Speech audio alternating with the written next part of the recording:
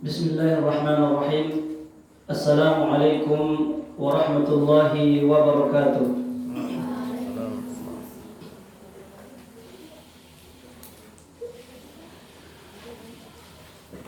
Innal hamdalillah nahmaduhu wa nasta'inuhu wa nastaghfiruh wa na'udzu billahi min shururi anfusina wa sayyiati a'malina. May yahdihillahu fala mudilla lahu ومن يضلل فلا هادي له. أشهد أن لا إله إلا الله وحده لا شريك له وأشهد أن محمدا عبده ورسوله. اللهم صل وسلم وبارك على حبيبنا ورسولنا محمد صلى الله عليه وعلى آله وأصحابه ومن تبعهم بإحسان إلى يوم الدين. قال الله تعالى في كتابه الكريم: يا أيها الذين آمنوا اتقوا الله حق تقاته ولا تموتن إلا وأنتم مسلمون. يا أيها الذين آمنوا اتقوا الله وقولوا قولا سديدا يصلح لكم أعمالكم ويغفر لكم ذنوبكم ومن يطع الله ورسوله فقد فاز فوزا عظيما. أما بعد، فإن أحسن الكلام كلام الله وخير الهدى هدى محمد صلى الله عليه وسلم وشر الأمور محدثاتها فإن كل محدثة في الدين بدعة وكل بدعة ضلالة وكل ضلالة في النار. Jamaah tiang wa akhawati fillah rahimani wa rahimakumullah jami'an. Alhamdulillah, kembali kita bersyukur kepada Allah Subhanahu wa taala. Kita panjatkan ya segala ungkapan pujian kita, ungkapan syukur kita hanya kepada Allah Subhanahu wa taala semata, di mana pada malam yang mulia ini Allah Subhanahu wa taala kembali mempertemukan kita di atas kenikmatannya.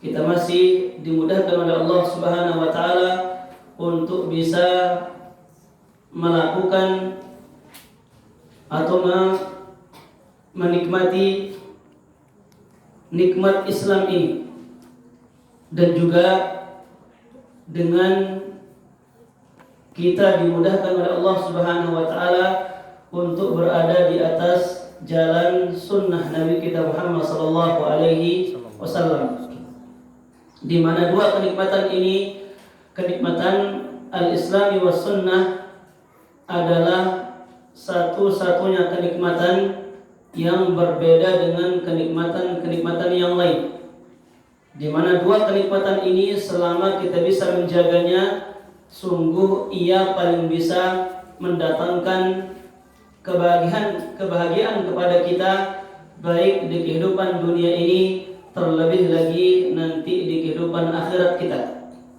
Dan dia satu-satunya kenikmatan yang ada di atas muka bumi ini yang tidak akan pernah menjadikan manusia sia-sia. Adapun kenikmatan yang lain, kenikmatan harta, jabatan, atau apalah namanya, ini kadang didatangi oleh musibah, kadang diambil, kadang dikurangi oleh Allah Subhanahu wa taala. Namun kenikmatan sunnah dan Islam ini adalah kenikmatan yang tidak akan pernah mendatangkan kekecewaan bagi orang-orang yang bisa berpegang teguh di atasnya. Apalagi dengan kita menjalankan sunnah Nabi kita Muhammad sallallahu alaihi wasallam, ini akan menjadikan kita orang-orang yang bisa mengamalkan Islam itu dengan cara yang paling sempurna. Maka tidak jarang kalau kita melihat sejarah para ulama kita, mereka paling banyak berdoa kepada Allah Subhanahu wa taala untuk minta kepadanya agar dihidupkan di atas Islam dan sunnah. Bahkan agar mereka dimatikan juga oleh Allah Subhanahu wa taala di atas Islam dan sunnah. Mereka selalu membasahi lisan-lisan mereka. Di antaranya Imam Ahmad bin Hanbal rahimahullahu taala dan juga imam-imam yang lain, mereka atau beliau selalu berdoa kepada Allah Subhanahu wa taala, Allahumma ahyini 'alal islami was sunnah wa amitni wa amitni 'alal islami was sunnah. Ya Allah, hidupkanlah aku di atas Islam dan sunnah, dan matikan aku juga di atas Islam dan sunnah. Kenapa tidak? Ya, Islam akan sempurna hanya dengan sunnah Nabi kita Muhammad sallallahu alaihi wasallam. Islam kita akan baik juga dengan sunnah Nabi kita Muhammad sallallahu alaihi wasallam. Kita akan bisa hidup tenang, bahagia, selamat dunia akhirat juga karena sunnah Nabi kita Muhammad sallallahu alaihi wasallam.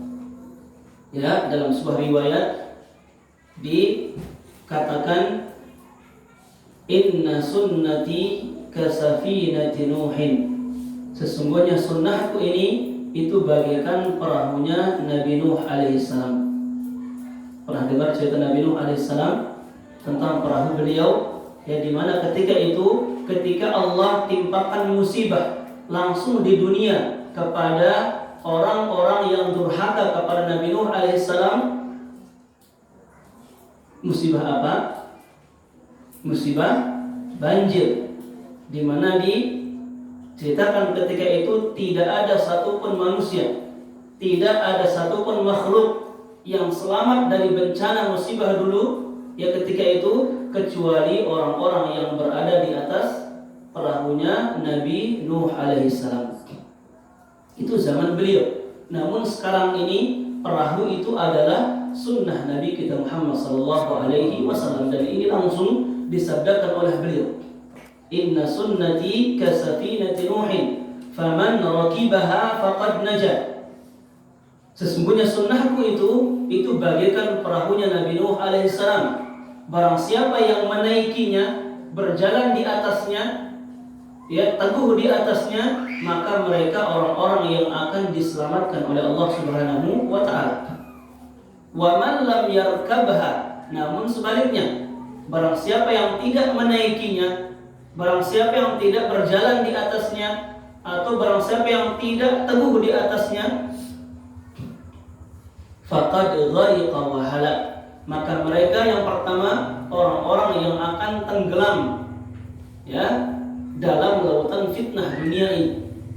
Yang kedua, mereka itu orang-orang yang pantas ya untuk dibinasakan oleh Allah Subhanahu wa taala.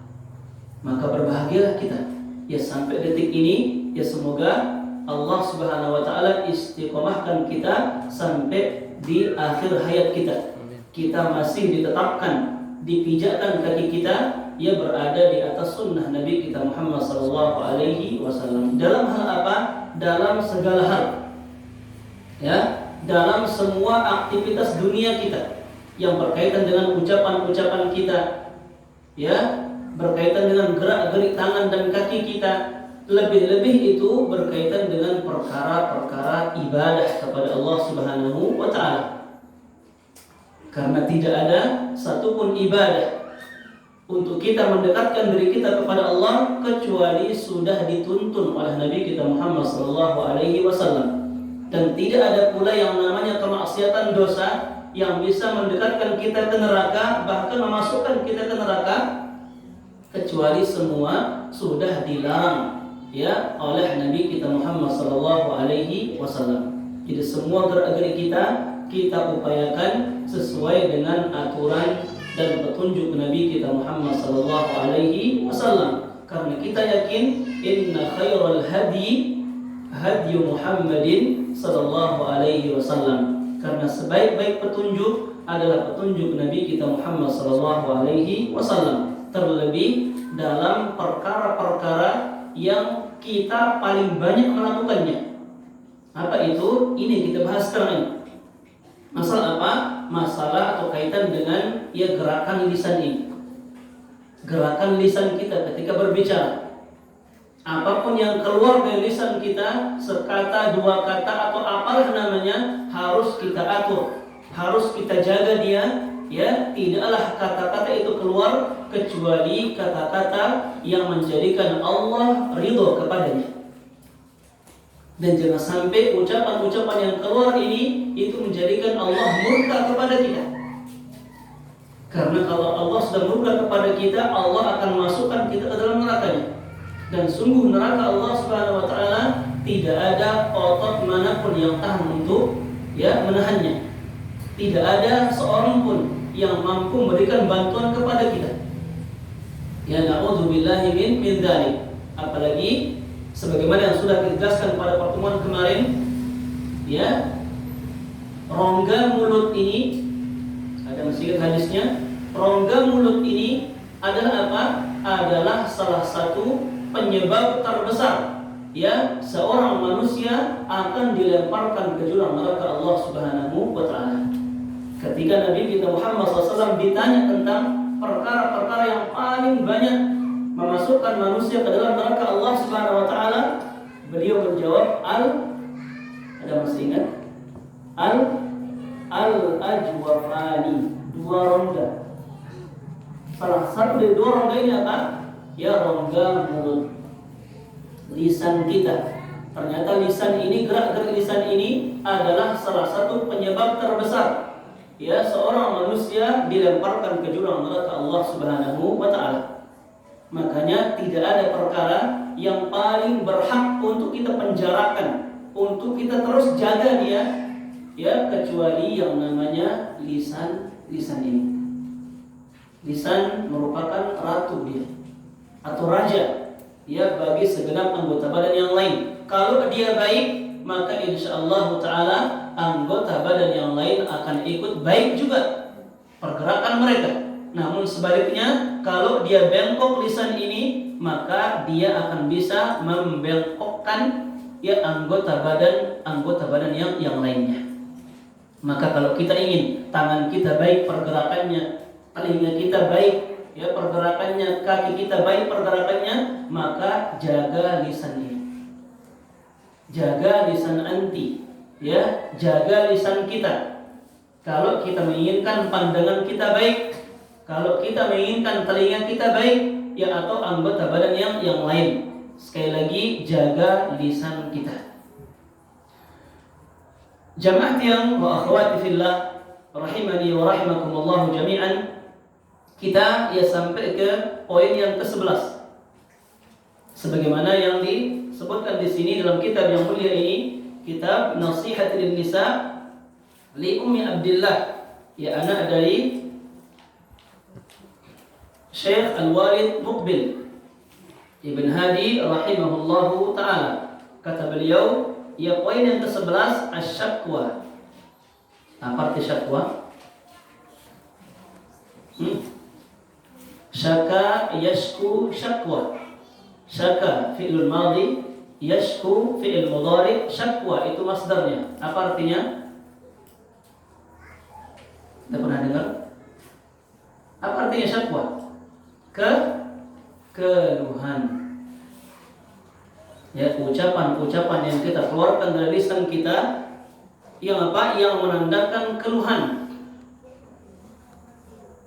Terlebih, ya, pada zaman-zaman sekarang ini perlu kita perhatikan. Banyak sekali orang mengeluh sekarang ini. Bahkan yang mereka tidak hanya mengeluh di dunia nyata, namun kebanyakan sekarang ini, ya, mereka ini atau manusia ini, laki perempuan itu melancarkan keluhannya di dunia maya. Semua dikeluhkan. Ya, kurang ini sedikit langsung tulis status. Ya, begini begitu. Salah sedikit langsung tulis status. Apapun distatuskan sekarang ini. Lebih-lebih, ya, kalau ada perkara-perkara yang menyakiti hati mereka, baik itu kaitan dengan teman-teman mereka, ya, orang tua mereka, guru-guru mereka. Intinya perkara-perkara yang pada hakikatnya tidak pantas untuk dikeluhkan. Kita mengeluh secara diam-diam saja, itu nggak pantas. Apalagi kalau kita, ya, sebarkan keluhan kita ini di media sosial, sehingga bukan 1-2 orang yang mendengarnya, namun ribuan orang yang mendengarnya. Dan kita lupa setiap status yang kita tulis di media kita, Facebook, Twitter, WA atau yang lainnya, ini semua akan kita pertanggungjawabkan kelak di sisi Allah Subhanahu wa taala. Kenapa? Karena dia bagaikan gerakan lisan langsung. Jangan mengatakan ini gak akan dihisab sama Allah Subhanahu wa taala. Dia sama dengan ucapan-ucapan kita. Yang kita upayakan apa? Semua ucapan-ucapan yang keluar dari lisan kita ini sebagaimana yang dipatuahkan oleh Al-Imam Syafi'i rahimahullah ta'ala dan seorang ulama yang paling besar di kalangan mazhab Al-Imam Syafi'i yang bernama Imam An-Nawawi rahimahullah ta'ala. Dan ini sudah kita sebutkan juga pada pertemuan yang dulu berkaitan dengan apa? Dhabit, batasan dalam setiap ucapan-ucapan yang akan kita keluarkan. Baik itu yang mengarah ke ghibah, yang mengarah ke namimah, yang mengarah ke ucapan-ucapan kotor, termasuk juga masalah keluhan ini. Karena keluhan ini kebanyakan dalam berbentuk ucapan-ucapan. Apa batasannya? Ketika kita ingin berbicara, mengucapkan sebuah ucapan, kita harus berpikir terlebih dahulu. Kita harus hayati dulu ucapan-ucapan yang akan kita ucapkan ini. Kalau dia baik sifatnya, bisa mendatangkan keridhaan dari Allah Subhanahu wa taala dan bisa mendatangkan manfaat bagi diri kita pribadi dan orang lain, maka ketika itu baru kita boleh ucapkan ucapan-ucapan itu. Namun sebaliknya kata beliau, kalau ucapan ini kita masih ragu-ragu saja, masih ragu, 50-50, 50-50, masih keraguan. Al-manzilah bainal manzilatain. Kita nggak tahu ini baik atau buruk. Ini kita tidak boleh mengucapkannya. Wa alaina as-samtu. Kita lebih baik diam, kata beliau rahimahullah ta'ala. Kapan? Ketika ada keraguan, belum jelas baik atau buruknya, itu kita diperintahkan untuk diam. Lantas bagaimana kalau yang kita lihat ucapan yang akan kita ucapkan ini jelas mudaratnya bagi orang lain? Ada mudarat untuk kita pribadi saja, jelas jangan diucapkan. Apalagi kalau itu bisa mendatangkan mudarat bagi orang-orang lain. Jamaah yang wa akhwati fillah rahimani wa rahimakumullah jami'an. Di sini yang ke-11 adalah keluhan. Wa qala hafizahullah ta'ala wa a'ni bidzalika idza kathurat asy-syakwa aw hasala tasakhutun min asy-syakwa amma idza lam yakun syai'un min dzalika fatajuzu asy-syakwa.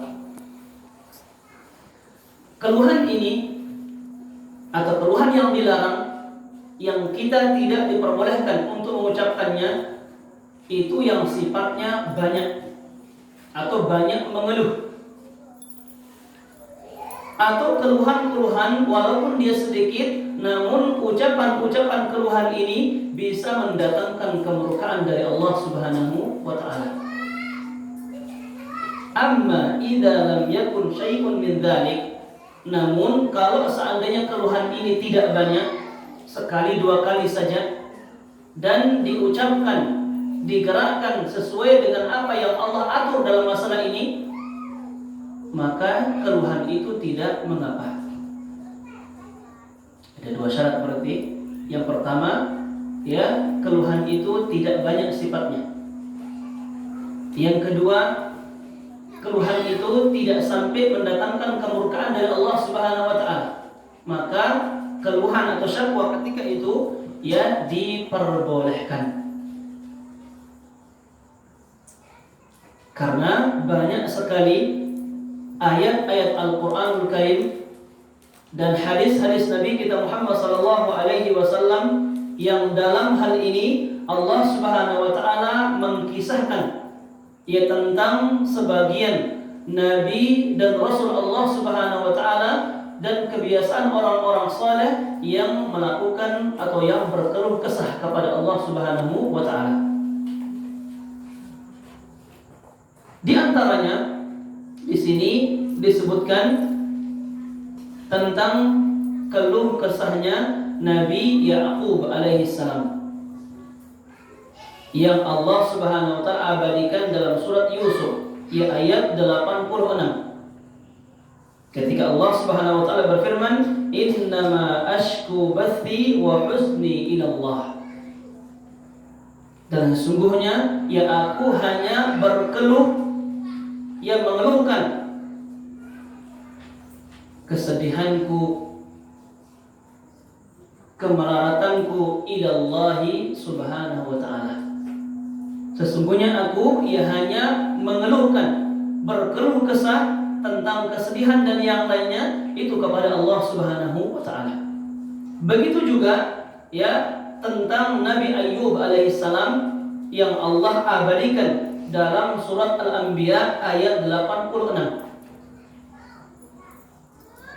Dalam ayat yang mulia ini Allah Subhanahu wa taala berfirman tentang Nabi kita Ayyub alaihissalam, "Anni massaniyad dhurru wa anta arhamur rahimin." Ya Allah, sesungguhnya bahaya kemudaratan telah menimpaku. Wa anta arhamur rahimin, dan aku tahu engkau adalah Zat yang paling maha pengasih. Begitu juga dalam sebuah hadis Nabi kita Muhammad sallallahu alaihi wasallam tentang kisah seorang sahabiyah yang bernama Khawlah ya bintu Tha'labah radhiyallahu taala anha, ketika Allah Subhanahu wa taala abadikan juga kisah beliau ini ketika beliau berkeluh kesah tentang keadaan suaminya. Mana ayatnya? Surat Al-Mujadilah ayat yang pertama. Apa? Qad sami'a Allahu qawla allati ila akhiri al-ayah. Di mana dalam ayat yang mulia ini Allah mengabadikan tentang keluh kesah sahabiyah ini. Tentang apa? Tentang keadaan suaminya. Yang intinya 3 ayat ini menjelaskan kepada kita bahwasanya dalam keadaan-keadaan tertentu berkeluh kesah itu diperbolehkan oleh Allah Subhanahu wa taala.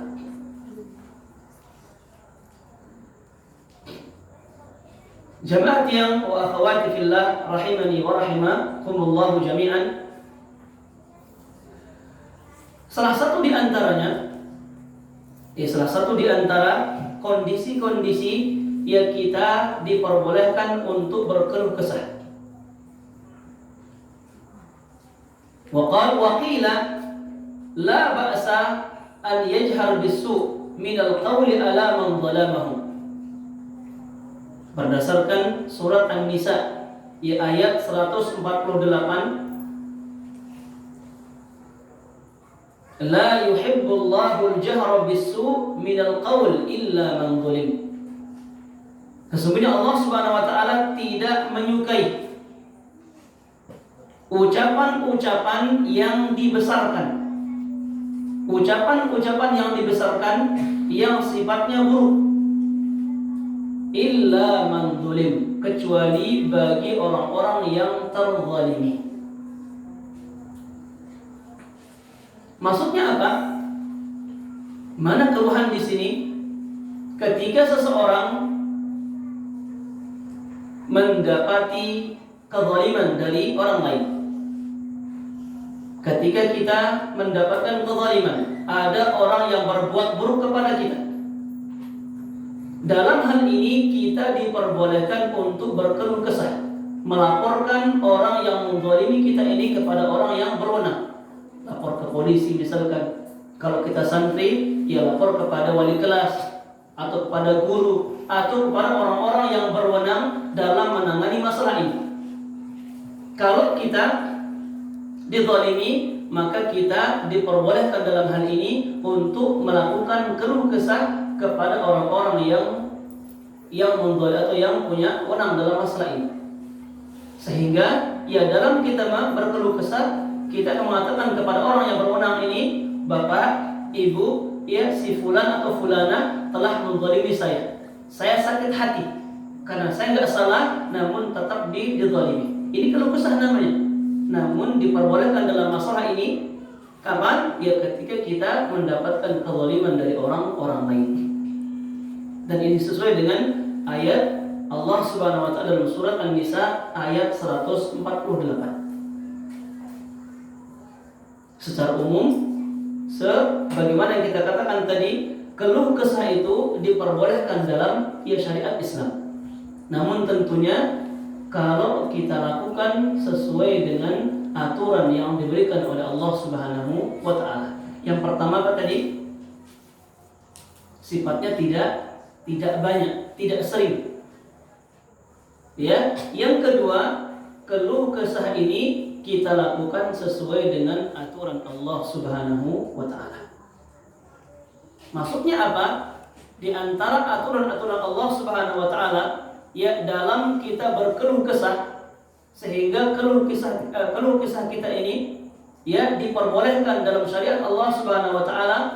Yang pertama, hendaknya keluh kesah kita ini kita berikan hanya kepada Allah Subhanahu wa taala. Apapun yang menimpa kita, keluh kesah apapun yang akan kita lakukan, kesedihan apapun yang menimpa kita, bahaya apapun yang menimpa kita, yang menjadikan kita akan berkeluh kesah, maka kita keluh kesahkan itu semua hanya kepada Allah Subhanahu wa taala. Sebagaimana kisah siapa tadi? Ya, Nabi Ya'qub alaihissalam, Nabi Ayyub alaihissalam, dan sahabiyah Khawlah bintu Tha'labah radhiyallahu taala anha. Kenapa? Karena Allah Subhanahu wa taala tidaklah mengabadikan ayat-ayat ini dalam Al-Qur'anul Karim sehingga kita bisa membacanya setiap hari sampai hari kiamat kelak. Untuk apa? Untuk kita bisa mengambil faedah darinya. Salah satu di antaranya dalam masalah keluh kesah ini. Boleh kita berkeluh kesah, ya selama keluh kesah kita ini kita haturkan hanya kepada Allah Subhanahu wa taala.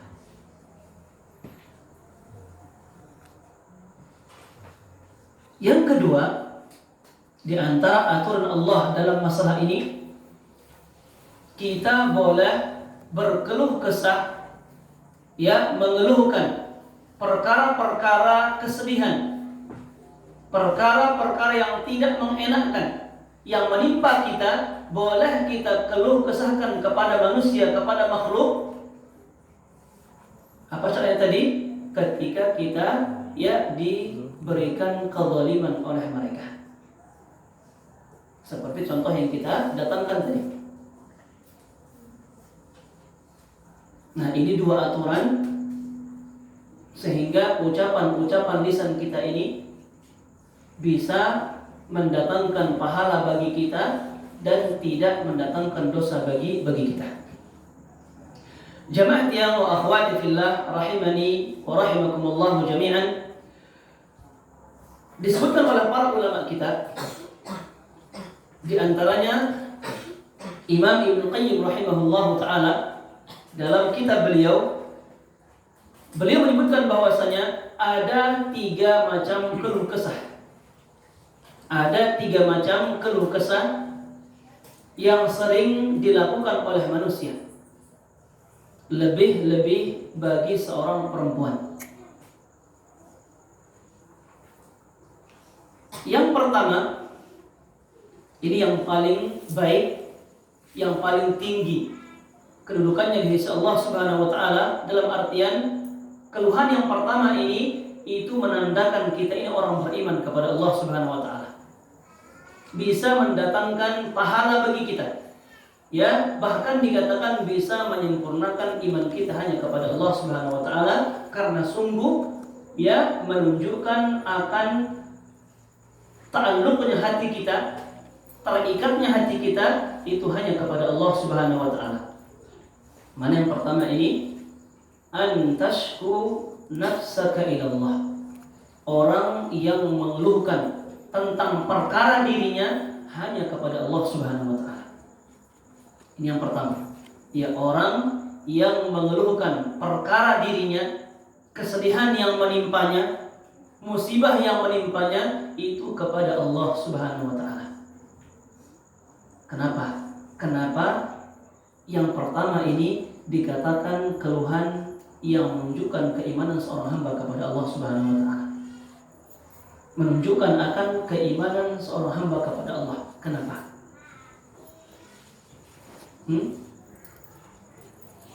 Karena mereka yakin apapun yang menimpa mereka itu datangnya sebabnya dari Allah. Mereka yakin bahwasanya kesedihan apapun yang menimpa mereka, musibah apapun yang menimpa mereka, ini disebabkan oleh perbuatan mereka sendiri. Dan Allah Subhanahu wa taala dialah yang mampu untuk memberikan solusi kepada mereka. Ini tanda keimanan. Maka keluhan yang pertama ini ketika seseorang ditimpa musibah, kesedihan atau apa yang tidak mengenakan, mereka langsung berkeluh kesah hanya kepada Allah Subhanahu wa taala. La haula wala quwwata illa billah. Tidak ada yang bisa menyingkap ya kesedihan ini, tidak ada yang bisa memberikan solusi ya kepada setiap problem yang menimpa kita kecuali Allah Subhanahu wa taala. Tingkatan yang kedua, yang pertengahan, an tashku khalqahu ilaihi. Keluhan yang kedua ya, yang juga sifatnya baik, bisa mendatangkan pahala ya bagi orang yang melakukannya, yaitu an tashku khalqahu ilallah. Kita berkeluh kesah tentang perbuatan orang lain kepada kita. Kita berkeluh kesah tentang perbuatan perkara orang lain, perkara orang tua kita, perkara sahabat-sahabat kita, perkara guru kita. Kepada siapa? Kepada Allah Subhanahu wa taala. Karena sama juga, kalau ada orang lain ya berbuat zalim kepada kita, kalau ada orang lain mencaci maki kita, menggibah kita, atau dengan perbuatan-perbuatan buruk yang lain, kita juga yakin bahwasanya itu disebabkan oleh perbuatan kita sendiri. Padahal di sini yang tadi kita katakan boleh, ketika ada orang menzalimi kita, boleh kita keluhkan kepada manusia yang memiliki wewenang di sini. Namun yang terbaik bagi kita berkeluh kesah tentang orang tadi hanya kepada Allah Subhanahu wa taala. Yang ketiga, ini yang paling buruk. Ya, yang kita harus menjaga diri kita agar kita tidak melakukannya. Apa itu? An tashkuwallaha ila khalqihi. Apa artinya? An tashkuwallaha ila khalqihi. Kita mengeluhkan perbuatan-perbuatan Allah Subhanahu wa taala kepada manusia, kepada makhluk. Ada musibah menimpa kita, ya ada gempa bumi, ada tanah longsor, atau bencana-bencana alam. Yang itu atas takdir dari Allah Subhanahu wa taala, kita keluhkan kepada manusia. Datang ke bapak kita, kenapa ya cuma saya yang ditimpa musibah? Kenapa si fulan tidak? Padahal fulan ini lebih buruk daripada saya. Datang ke orang lain begitu. Ya, intinya apa? Berkeluh kesah tentang takdir Allah yang menimpa kita kepada manusia. Ini apa? Ini keluh kesah yang tidak boleh. Ini keluh kesah yang tadi kita katakan melanggar aturan-aturan Allah Subhanahu wa taala. Kenapa? Orang yang mengeluhkan, orang yang berkeluh kesah tentang takdir yang menimpa mereka, tentang ketentuan Allah yang ditimpakan kepada mereka, ini tanda ketidakridhaan mereka terhadap takdir Allah Subhanahu wa taala yang bisa merusak keimanan mereka. Bahkan bisa mengeluarkan mereka dari daerah keislaman. Dengan mereka mengeluhkan Allah kepada manusia, yang pertama apa? Itu tanda ketidakridhaan mereka terhadap takdir Allah Subhanahu wa taala. Melanggar keimanan mereka. Padahal mereka mengatakan, saya beriman kepada takdir Allah Subhanahu wa taala. Tapi dengan keluhan yang mereka lancarkan, ini bukti akan rusaknya keimanan mereka kepada Allah Subhanahu wa taala. Dan ini sebab yang terbesar juga yang menyebabkan kebanyakan manusia, terlebih para perempuan, menjadi penghuni neraka Allah Subhanahu wa taala. Dalam sebuah hadis, ketika Nabi kita Muhammad sallallahu alaihi wasallam di